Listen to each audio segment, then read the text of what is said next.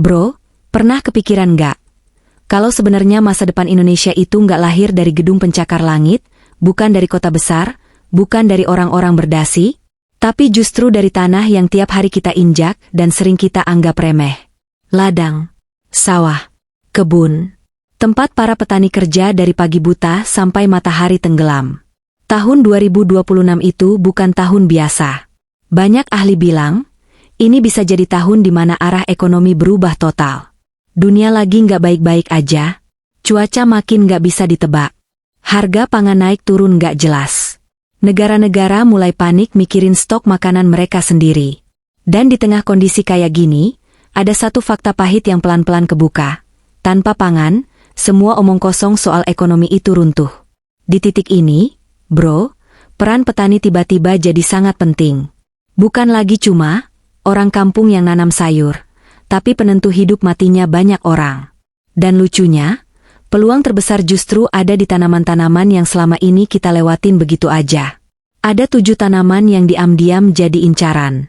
Bukan cuma karena duitnya, tapi karena daya tahannya di tengah krisis. Dan kita mulai dari yang paling sering bikin satu Indonesia ribut cuma gara-gara naik harga 1.000-2.000. Cabai. Cabai itu kecil, bro, tapi efeknya luar biasa. Sedikit aja langka, semua orang teriak. Media ribut. Ibu-ibu ngeluh. Pedagang pusing. Bahkan inflasi nasional bisa kegeser cuma gara-gara cabai. Tapi jarang yang mikir, di balik semua keributan itu, ada petani cabai yang lagi jungkir balik bertahan hidup.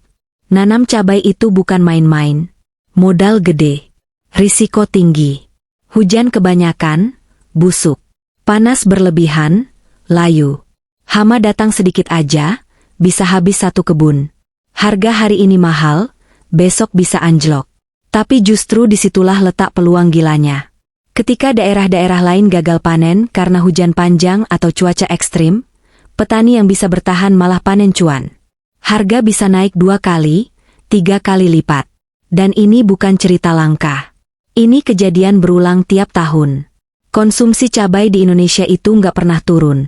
Bro, mau ekonomi naik, mau krisis, orang tetap makan. Bahkan sekarang makin banyak UMKM kuliner, pedagang online, warung kecil sampai restoran besar. Semua butuh cabai. Masuk 2026, cabai bukan cuma bumbu dapur. Dia berubah jadi emas merah. Penentu denyut ekonomi desa. Di tempat-tempat kayak Garut, Temanggung, sampai Payakumbuh, pola tanam cabai udah berubah total dibanding 10 tahun lalu. Petani nggak lagi asal tanam. Sekarang mereka pakai mulsa plastik biar tanah nggak gampang kering. Pakai irigasi tetes biar air irit tapi efektif. Pakai rumah naungan biar hujan nggak ngancurin tanaman. Benih juga bukan sembarang benih, tapi yang tahan penyakit. Semua dihitung. Semua direncanakan. Tapi yang paling krusial, bro, itu bukan alat, tapi timing. Petani yang paham pasar tahu kapan harus tanam. Mereka sengaja kejar panen di saat pasokan nasional lagi turun. Di situ selisih pendapatan bisa gila-gilaan. Dari yang tadinya cuma cukup buat nutup modal, bisa berubah jadi hasil yang benar-benar ngangkat ekonomi keluarga. Makanya sekarang banyak petani muda mulai balik ke cabai. Bukan karena ikut tren, tapi karena mereka lihat datanya. Lihat polanya. Lihat bahwa di tengah dunia yang makin kacau, ada satu komoditas kecil yang gak pernah kehilangan pembeli. Dan yang sering orang gak sadar, cabai itu gak cuma ngasih makan petaninya. Satu musim cabai bisa ngidupin banyak orang. Buruh tanam, tukang semprot, sopir angkut, pengepul, pedagang, warung pupuk. Ketika cabai mahal, satu desa bisa ikut hidup. Itulah kenapa cabai sering dibilang barometer ekonomi rakyat kecil. Fluktuatif? Iya. Berisiko? Bang. Tapi buat yang berani, terencana, dan sabar, cabai bisa jadi salah satu penopang ekonomi paling kuat di level akar rumput. Dan di tahun 2026 nanti, peran itu justru makin besar. Bro, setelah cabai, ada satu tanaman lagi yang sering bikin orang mikir. Kok bisa ya, dari bawang doang, orang bisa kaya? Dan itu bukan mitos. Itu kejadian nyata. Bawang merah. Kelihatannya sepele. Kecil. Bau. Bikin mata perih. Tapi soal duit, bawang merah itu nggak main-main. Bawang merah itu unik, bro. Dia dibutuhin setiap hari. Mau orang masak di rumah, mau pedagang kaki lima, mau restoran mahal, hotel, sampai industri bumbu instan, semuanya butuh bawang merah. Jadi mau ekonomi naik atau turun, bawang tetap jalan. Itulah kenapa banyak orang bilang, bawang merah itu komoditas bandel. Nggak gampang mati oleh krisis. Tapi justru karena bandel itu, permainannya keras. Modalnya gede. Risikonya tinggi. Salah tanam sedikit, telat panen, atau cuaca nggak bersahabat, bisa langsung tekor. Makanya bawang merah sering jadi tanaman yang bikin petani naik kelas, atau jatuh keras. Daerah kayak Brebes, Bima, sama Nganjuk itu udah kayak jantungnya bawang merah nasional. Kalau daerah-daerah ini aman, harga biasanya stabil.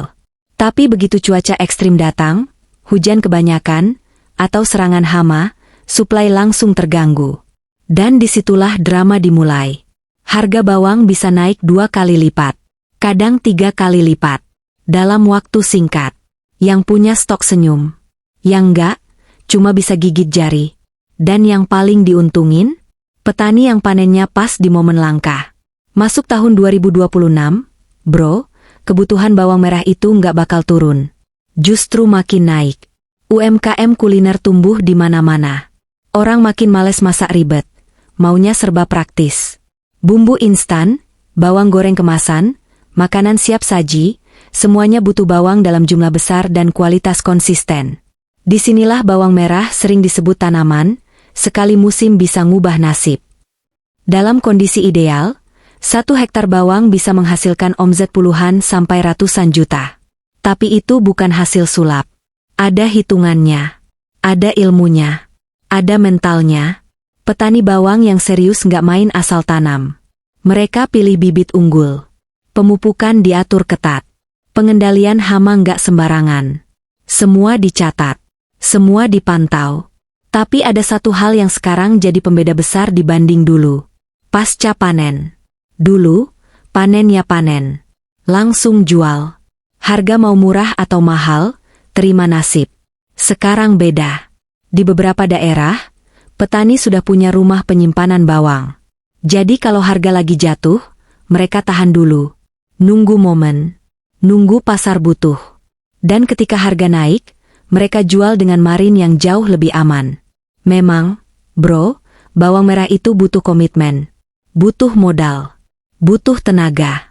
Tapi hasilnya juga sebanding. Banyak petani yang tadinya pas-pasan, pelan-pelan bisa bangun rumah, nyekolahin anak, bahkan buka usaha lain, cuma dari bawang. Dan yang sering gak disadari, bawang merah itu bukan cuma soal petani. Dia ngidupin banyak sektor. Buruh tanam, tukang cabut, tukang jemur, sopir angkut, pengepul, pedagang. Ketika bawang lagi bagus, satu desa bisa ikut ngerasain dampaknya. Di tengah ancaman krisis pangan dan ekonomi yang makin gak pasti, bawang merah justru jadi salah satu tanaman yang paling masuk akal buat bertahan. Dia dibutuhin terus. Pasarnya jelas. Tinggal satu pertanyaan besar. Bro, siapa yang siap main serius? Dan siapa yang cuma nonton dari pinggir? Bro, sekarang kita ngomongin tanaman yang sering diremehin, tapi diam-diam justru pegang kendali besar di balik layar. Jagung. Banyak orang nganggap jagung itu cuma tanaman selingan, tanam di pinggir sawah, panennya biasa aja. Padahal kalau kita tarik benang lebih jauh, jagung itu nyambung kemana-mana. Coba pikirin deh. Ayam makan apa? Sapi makan apa? Ikan di kolam makan apa? Jawabannya muter lagi ke satu titik. Jagung. Begitu harga jagung naik atau stok terganggu, efeknya langsung ke harga telur, daging ayam, daging sapi, sampai ikan. Makanya jagung sering dibilang emas kuning. Diam-diam, tapi pengaruhnya gede. Masuk tahun 2026, kebutuhan protein nasional diprediksi naik gila-gilaan. Orang makin sadar pentingnya makan bergizi. Peternakan ayam tumbuh. Budidaya ikan makin masif. Dan semua itu butuh satu bahan utama. Jagung. Artinya apa? Permintaan jagung hampir pasti naik. Dan ini bukan teori, bro. Ini udah kelihatan polanya dari sekarang. Makanya sekarang jagung bukan lagi tanaman pinggiran. Dia naik kelas jadi komoditas strategis nasional. Daerah-daerah kayak Gorontalo, Sulawesi Selatan, NTB, sampai Lampung udah ngerasain dampaknya. Banyak petani yang dulunya pasrah sama harga pasar, sekarang mulai masuk ke sistem kemitraan. Kemitraan ini ngerubah permainan. Harga lebih jelas. Pembeli udah nunggu. Bahkan ada yang nyediain benih dan pendampingan teknis. Petani nggak lagi tebak-tebakan. Asal panen sesuai standar, hasilnya diserap. Ini bikin posisi petani jauh lebih kuat dibanding dulu. Tapi tentu aja, bro, standar itu nggak main-main. Kadar air harus pas. Ukuran biji harus sesuai. Kalau nggak, harganya langsung turun. Karena itu banyak petani sekarang invest ke alat pengering. Panen nggak langsung dijual, tapi dikeringin dulu biar kualitasnya naik. Hasilnya, harga lebih bagus. Pasar lebih luas. Tahun 2026 bisa jadi momen emas buat petani jagung yang mau naik kelas. Dunia lagi was-was sama krisis pangan. Indonesia juga lagi ngejar swasembada jagung biar nggak terlalu bergantung impor. Ini artinya peluang makin terbuka. Tinggal siapa yang siap, dan siapa yang masih ngeremehin. Selain buat pakan ternak, jagung juga mulai dipakai kemana-mana. Industri makanan olahan, snack, mie instan, sampai energi alternatif. Pemerintah juga mulai dorong mekanisasi, benih unggul, dan efisiensi tanam. Semua ini nunjukin satu hal, jagung itu masa depan, bukan masa lalu. Nah, sekarang kita geser dikit, bro. Dari tanaman yang volumenya besar, ke tanaman yang mainnya lebih tenang tapi nilainya pelan-pelan naik. Padi organik. Padi organik ini bukan buat semua orang. Tapi buat yang sabar, hasilnya sering bikin senyum lama. Beras organik harganya bisa 2-3 kali lipat beras biasa. Tapi yang jarang dibahas, biaya produksinya dalam jangka panjang justru lebih stabil. Nggak tergantung pestisida kimia mahal. Tanah lebih sehat. Air lebih bersih. Petani yang pindah ke sistem organik biasanya ngerasain perubahan besar. Awal-awal memang berat. Tapi setelah jalan, sawah jadi lebih hidup. Cacing balik. Tanah gembur. Hasil panen stabil. Dan yang paling penting, pasarnya setia. Di tempat-tempat kayak Tasikmalaya, Sleman, sampai Tabanan, petani organik udah punya pembeli tetap. Bahkan banyak yang jual langsung ke konsumen lewat online. Jadi nggak terlalu pusing mikirin harga pasar harian. Masuk 2026, bro, tren hidup sehat bukan lagi gaya-gayaan. Orang mulai mikir panjang. Dan disitulah padi organik pelan-pelan naik panggung. Bro, sekarang kita masuk ke tanaman yang dulu sering diremehin. Bahkan dianggap nggak punya masa depan.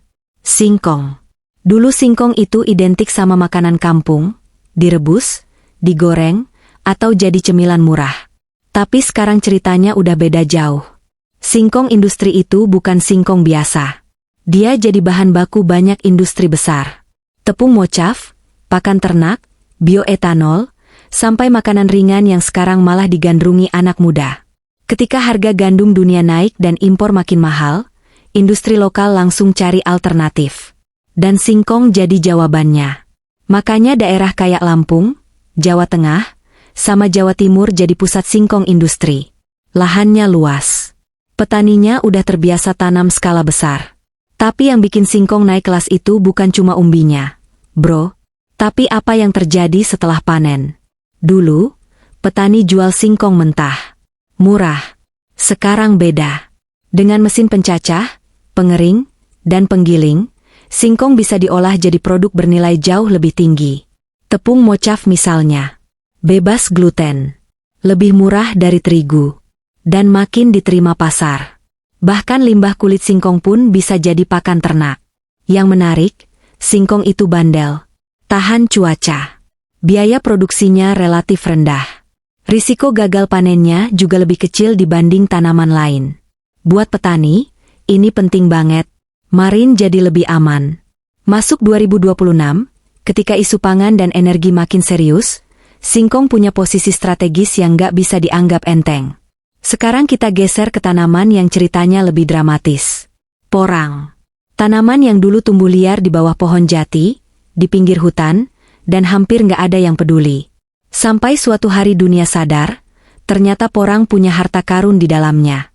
Umbi porang mengandung glukomanan, serat alami yang dipakai buat makanan rendah kalori, pengental makanan, sampai bahan kosmetik. Waktu permintaan dari Jepang dan Korea meledak, harga porang langsung meroket. Banyak orang tergiur. Banyak yang ikut nanam tanpa persiapan. Dan seperti yang sering terjadi, bro, euforia itu nggak bertahan lama.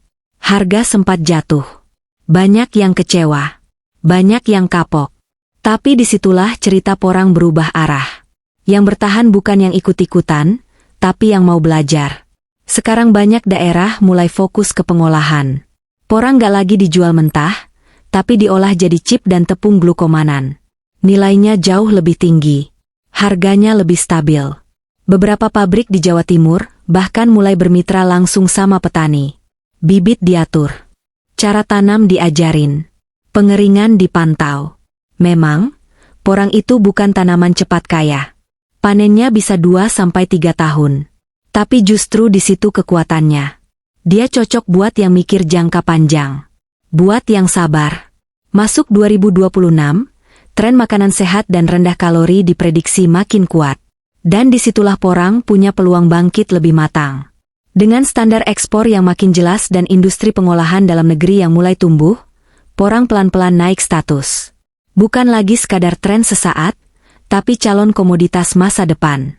Tinggal satu hal, bro, siapa yang mau belajar dari kegagalan kemarin, dan siapa yang masih trauma? Bro, sebelum video ini benar-benar selesai, gue pengen lu berhenti sebentar. Jangan di-skip dulu. Tarik napas. Dan dengerin ini baik-baik. Hidup kita ini aneh. Bro, kita sering ngerasa capek, ngerasa berat, ngerasa rezeki seret, ngerasa doa kayak mentok di langit. Tapi jarang banget kita benar-benar jujur sama diri sendiri.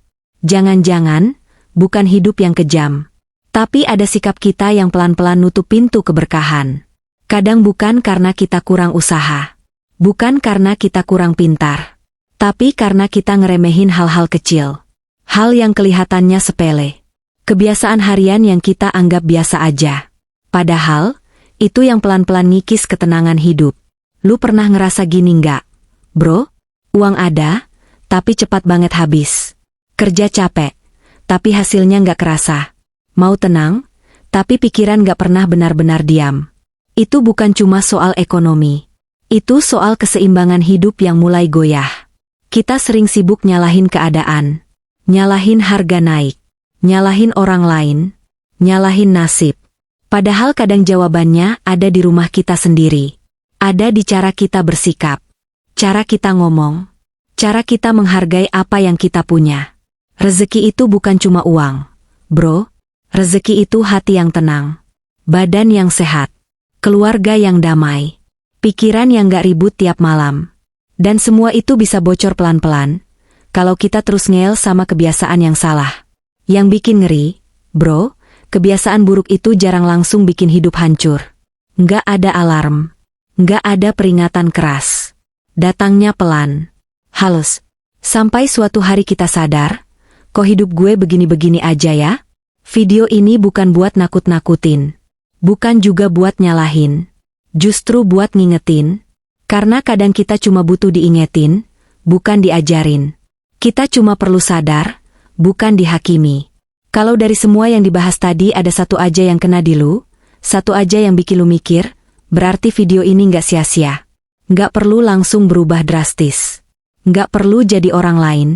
Cukup mulai dari satu kebiasaan kecil yang lu perbaiki hari ini. Pelan-pelan, bro. Hidup itu bukan lomba. Yang penting arah. Yang penting lu sadar lagi mau dibawa kemana hidup lu ini. Kalau lu ngerasa video ini bermanfaat, jangan pelit, bro. Tekan tombol like. Bukan buat gue doang. Tapi biar video kayak gini bisa nyampe ke lebih banyak orang yang lagi butuh diingetin. Dan kalau lu belum subscribe, gue saranin lu subscribe sekarang. Di sini kita nggak cuma bahas hal-hal luar, tapi juga hal-hal yang sering kita abaikan di dalam hidup. Tulis di kolom komentar, bro. Lu nonton dari mana, dan kebiasaan mana yang paling nusuk buat lu? Siapa tahu, cerita lu bisa jadi pengingat buat orang lain juga. Terima kasih udah bertahan sampai akhir. Semoga apapun yang lu usahakan hari ini, pelan-pelan dibukakan jalannya. Semoga hati lu dilapangkan, pikiran lu ditenangkan, dan hidup lu dijauhkan dari hal-hal yang bikin sempit. Sampai ketemu di video berikutnya. Bro, jaga diri lu baik-baik.